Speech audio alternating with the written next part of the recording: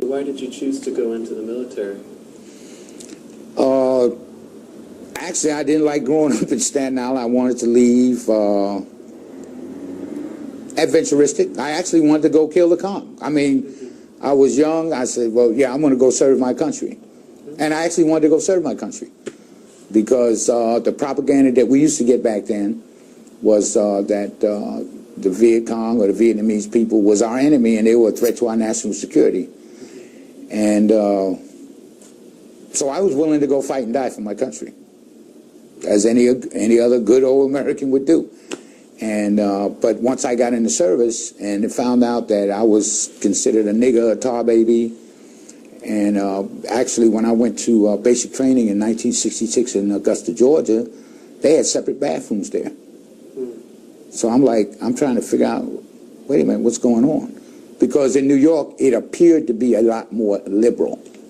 In the North, it appeared to be more liberal, but it really wasn't. But going to Georgia, down to Augusta, Georgia, and seeing the conditions that people lived under, separate bathrooms, separate water fountains. You could not use the municipal swimming pools, things of this nature. And then after I got transferred to Fort Jackson, went to radio school, and then went to Fort Dix, New Jersey, where a guy called me a nigger. And we had a very antagonistic confrontation. I was locked up, and so after that, I just said something is not right here. And after reading Malcolm X, even reading the Honorable Elijah Muhammad, I mean, I was reading everything, and I finally realized that I was nothing more than a second-class citizen. I found my way to Seattle after I left the service. And the reason I left the service was in 1967, I had a gentleman call me a nigger, and they put me in the stockade. After I got out the stockade, they wanted me to go back to active duty, to send me over to Vietnam to fight for this country. In that little bit of time, I started reading Malcolm X, I started reading W.D. Du Bois, I started reading a lot of black history, and started to understand that we were considered second-class citizens in this country. So at that time, I told the United States military that I was not going to comply with any of their orders. I wanted to leave. Well, of course, they said, well, you can't leave. I said, well, I'm not going to do anything.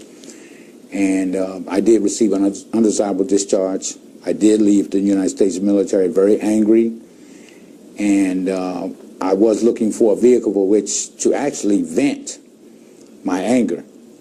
I never thought that by me joining the Black Panther Party, would be a vehicle with which I could actually do good things in the community. But actually, I was angry, and I wanted to, all the slogans we had, like "off the pig" and stuff. This is what I was into. I was anti-oppression, anti-military, anti-establishment. And but luckily enough, once I did join the party with the political education and things of that nature, that I was able to start doing some positive things for this country, being that I am a United States citizen, and we did believe in the Constitution of the United States, because this is where we grew up at. We read the Constitution, understood what the Constitution was about, and found out that actually, as a people, black people in particular, but all people in general, were actually, their rights were being violated. Well, I was trained. I mean, I was trained to use weapons. I was trained to use hand-to-hand combat. I was trained to survive. I was trained to take care of myself. I mean, that's what it's all about.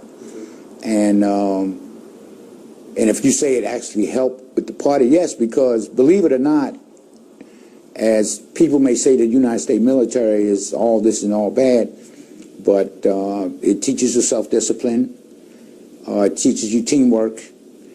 And these are characteristics that we needed in the Black Panther Party, to work as a team and to be self-disciplined, not to go half-cocking and do stupid things. And this is why I used to get really angry when the news media would put down and say that Black Panthers are standing on drugs, smoking drugs, using alcohol.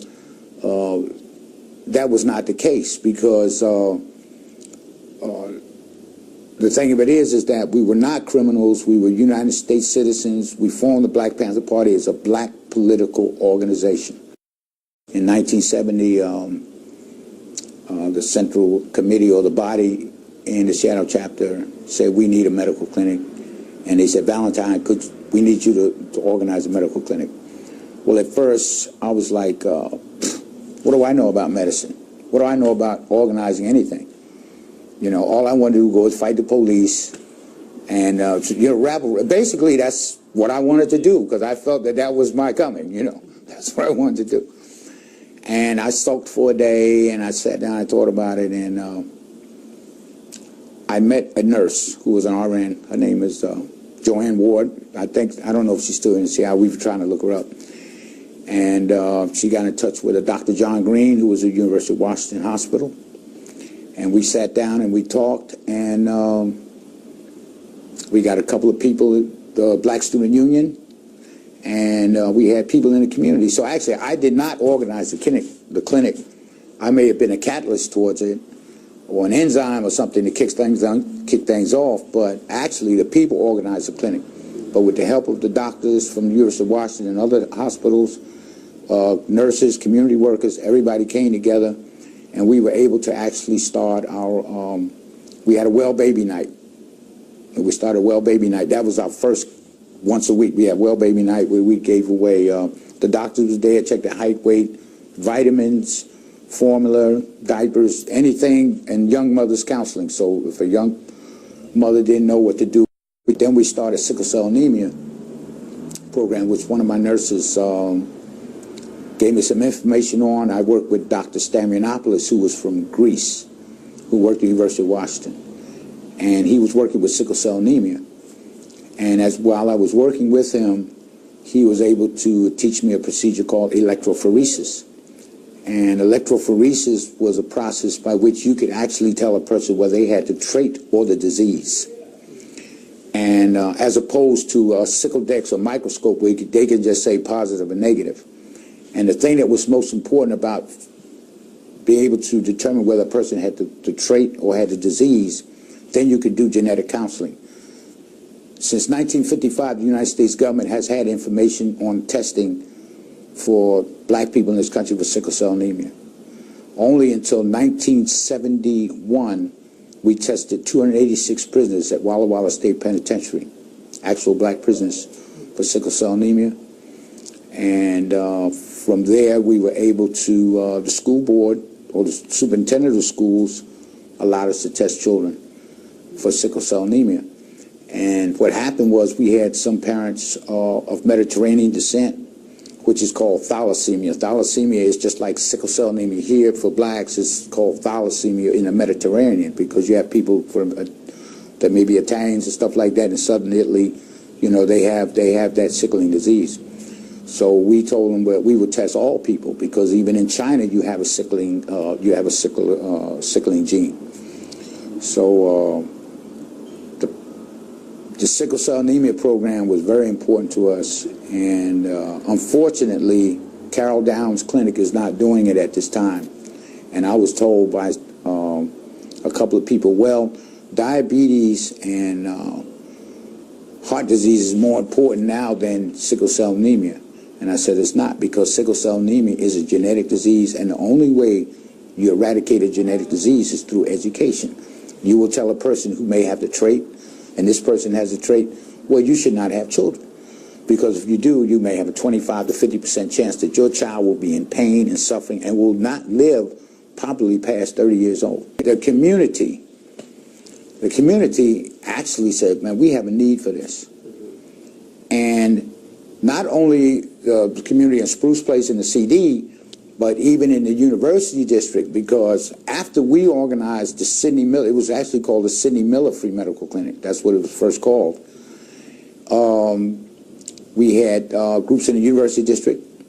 We had groups in the South End who started medical clinics. So after we formed the Sidney Miller Free Medical Clinic, we had about 6 free medical clinics after a year and a half after that in the city, along with the breakfast programs, along with the free clothing program. We have Legal Aid Society. And you have to understand that people like lawyers, doctors, nurses, school teachers.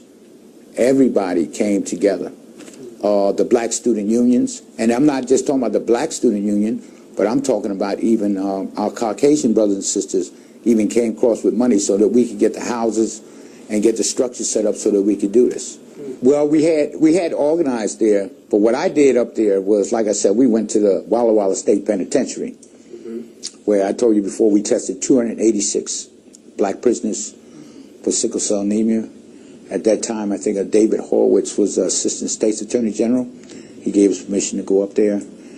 And some of our old papers, we have the pictures of bed sores of prisoners. Now, the thing of it was, what was so funny about it was, the warden thought we were just a medical group. He had no idea it was the Black Panther Party Medical Clinic.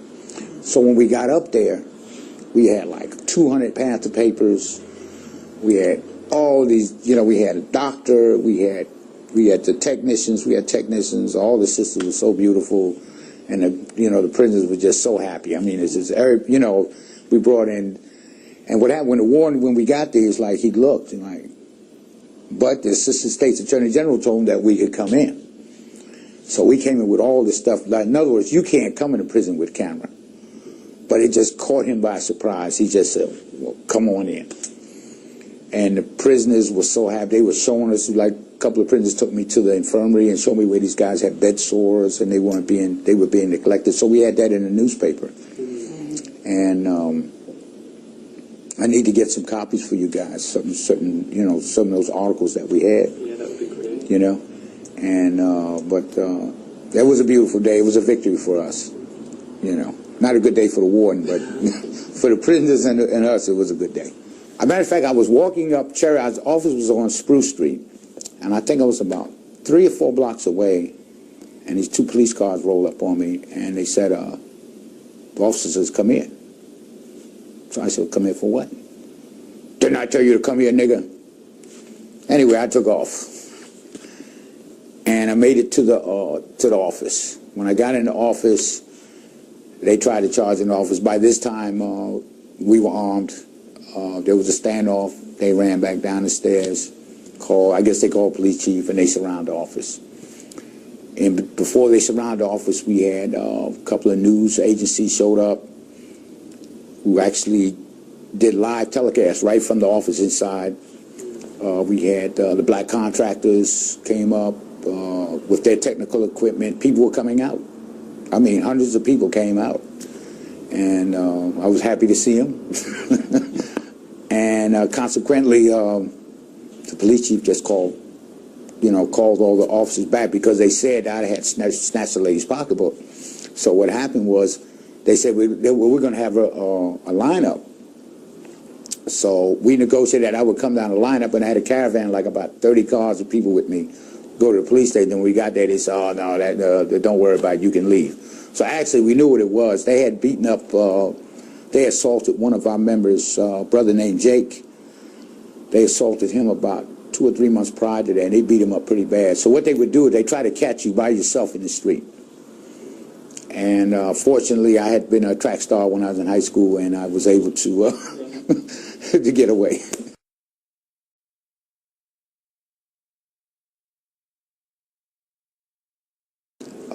I'm going to be honest with you, and I'm just going to tell you this right now. We did not get any support from the black churches in Seattle, Washington at that time. And that's because we actually wanted to set up some free breakfast programs in the churches. And that's just something that kind of mystified me. But I think as time went on, I think they might have done something. I don't know. You think it was because of their view of the Black Panthers that made them shy away, or? Well, there was a lot of disinformation. In the newspaper, they said we were thugs, gangsters, we would cut your throat, we would blow up things, we would shoot you. And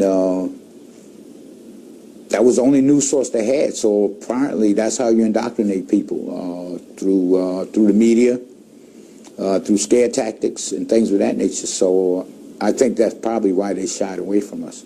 But all of us came from the church. All of us grew up in the church. And believe it or not,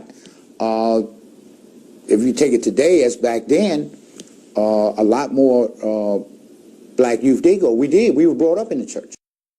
But revolution is a youth movement. When Che Guevara and Fidel Castro, they all young. It's a young man's game. A young girl, a young woman is a young people's game. I don't have, we don't have the reflexes to run and dodge bullets and fight with the police. I mean, it's not that way anymore. I mean, it is a young people's movement. And I do know that in time, there will be a transformation from this hip-hop stuff that will go back into something positive. And in working in the party, we used to put in maybe 18 hours a day, 20 hours a day. And I just want to tell you right now, this was the happiest days of my life. You know, because I know I was doing something positive, we were going forward, and we didn't have time to sit back and feel sorry for ourselves, because we were constantly under attack by the FBI, the CIA, CID. So we didn't have time to really vacillate and talk about change, because we saw change. Change was happening. And like I said, change is happening today. And if you want to call me a revolutionary, that's fine. You can say, because, I mean, if you look up the word revolution, then you understand it's all about change. It's about transformation. It's about changing things.